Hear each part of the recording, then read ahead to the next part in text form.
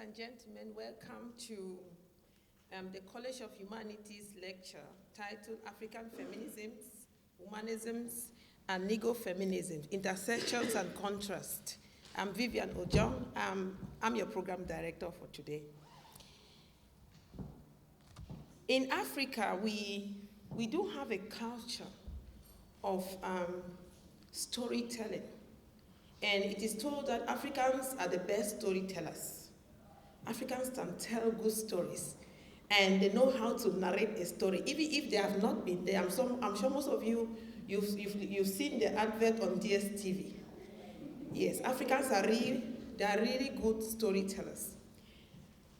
And as part of our culture, when someone leaves, whether it's a village or it's in the city and goes somewhere else, when the person comes back, Africans are always interested in understanding what has happened in those places and whether that person was able to represent them wherever they went. So today we are gathered here because one of Africa's daughter, Professor O Nnaemeka from the University of Indiana, has come back home. And as typical Africans, we are interested in listening. That's why we've come to listen. And I do pray that you listen keenly, ask questions, engage with our work. We are excited to have you. I know that you'll be welcome, but I want to, on behalf of all of us here, I want to say welcome home. You're welcome. I'm going to go straight into the program because we are running a bit late. I'm going to ask Professor L. Molisani to give us a words of welcome from Professor Cheryl Potgieter, who is the Deputy Vice Chancellor and the head of the College of Humanities, who is unable to make it for this function. So, Professor Molisani, you're welcome. Thank you.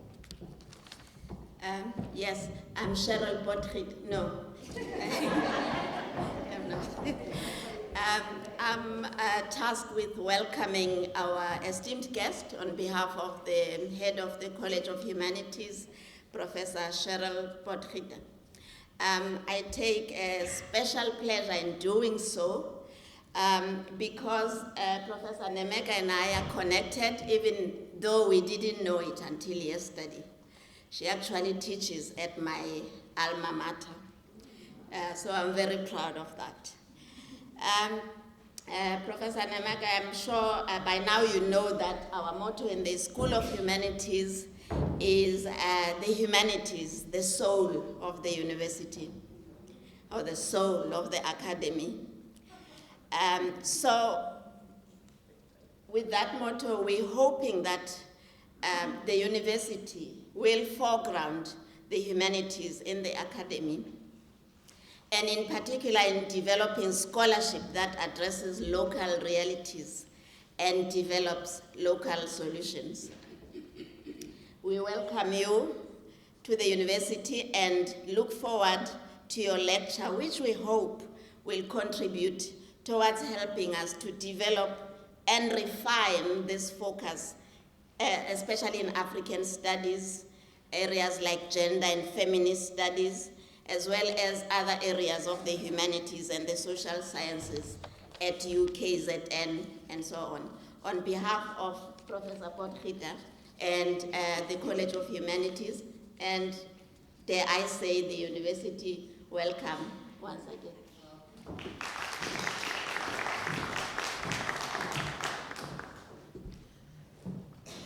Thank you very much, Professor Molisani. Thank you so much. I'm going to call on Professor Augustine Nyoye to introduce to us the keynote speaker for the day.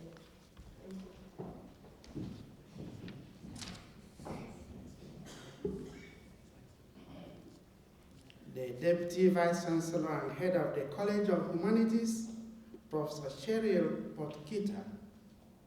The Dean of School of Applied Human Sciences, Professor M. Nkize. Members of the College Management Committee, members of the management of the School of Applied Human Sciences, distinguished guests, fellow academics and students, our distinguished guests and chancellors, professor, all protocols observed, ladies and gentlemen, it is my singular honor and privilege to have been asked to introduce to you our distinguished keynote speaker for today, Professor O Nnaemeka, alias Oshilozua, the eminent benefactress of the needy of Agoro, Nigeria. Professor O Nnaemeka was born in Agoro, in southeastern Nigeria. She received a BA Honors degree from the University of Nigeria, Nsukka, and a PhD with distinction in French from the University of Minnesota, Minneapolis. She was a Rockefeller Humanist in residence at the University of Minnesota. Edith Kreger Wolf, distinguished visiting professor at the University of Northwestern, and Vena Wena, distinguished visiting professor at the University of Kansas. Professor Nnaemeka is an expert in the fields of gender, women's studies, and development. As the founder and president of the Association of African Women Scholars, Professor Nnaemeka has collaborated with a global network of scholars and activists committed to social transformation. She is the president and CEO of the J.C. Obidebu Education Fund, an NGO dedicated to the education of women and girls in Africa. She is a member of the board of directors of many NGOs and on the editorial or advisory board of several refereed scholarly journals. Professor Nnaemeka combines research and teaching with consultancy for the United Nations, the World Bank, governments, international agencies, and academic institutions. She is the convener of the Women in Africa and the African Diaspora International Conference. Professor Nnaemeka has received numerous national and international awards, as well as grants and fellowships from several foundations and agencies, including the Rockefeller, MacArthur, UNIFEM, SIDA in Sweden, SAREC in Sweden, and IRDC in Canada. She has delivered more than 100 keynote addresses, and today's own will be make it 101 keynote addresses in her life, lectures and papers in over 30 countries in the 5 continents of the world. She has published extensively in the following areas. These few days have been extraordinary. First of all, let me applaud all of you, staff, students, faculty, administrators, for the incredible job you have done. This is a campus where the atmosphere, the intellectual environment is exceedingly stimulating, and I've experienced that, and I thank you from the bottom of my heart. I thank Professor Moyo, who got the ball rolling, and Dean Nkeze, who ensured that the ball got to the end line. I thank Chenga, who has been tasked with this onerous responsibility of taking me all over the place, anywhere I wanted to go. And Bobs, who has been such a wonderful coordinator of all this. I must mention one night, the ladies' night. An unforgettable night, the ladies' rockers' night. A dozen of us went out for dinner. We were so noisy, I feared at some point they were gonna throw us out of the restaurant. I had a blast. Thank you so much. I'm going to give a context to the question of theorizing, and I'm going to give the context of our history, our colonial history. I want to look at specifically the colonial moment and also the aftermath of colonial moment. because it bears relevance to the question of the things we do in the academy, our scholarship, our theorizing. And I come from Igbo land, and in Igbo land, there's this famous proverb that says, if you don't know where the rain started to beat you, you will never remember the person that gave you the cloth to wipe off the rain. We cannot decolonize unless we know where the colonial rain started to beat us. So let's go to the beginning. The colonial moment and its aftermath unleashed all sorts of violence on African cartographies, landscape, seascape, even humanscape. Africa, as object of imperial studies, was subjected to hegemonic, hierarchical forms of knowledge produced by ideologies from elsewhere. I will quote two short paragraphs from a novel, the novel that I consider the best colonial novel I've ever read. It's called L'Aventure Ambiguë, Ambiguous Adventure, by the writer Cheikh Hamidou Kane from Senegal. And it is about the encounter, colonization of the Dialobe country. This novel forcefully articulates the different levels on which the imperial hegemony functioned. The most loyal lady, as a character in the novel, she recalls the colonial moment, the dawn of the colonial era, as the initial encounter with the hegemonic imperial state power.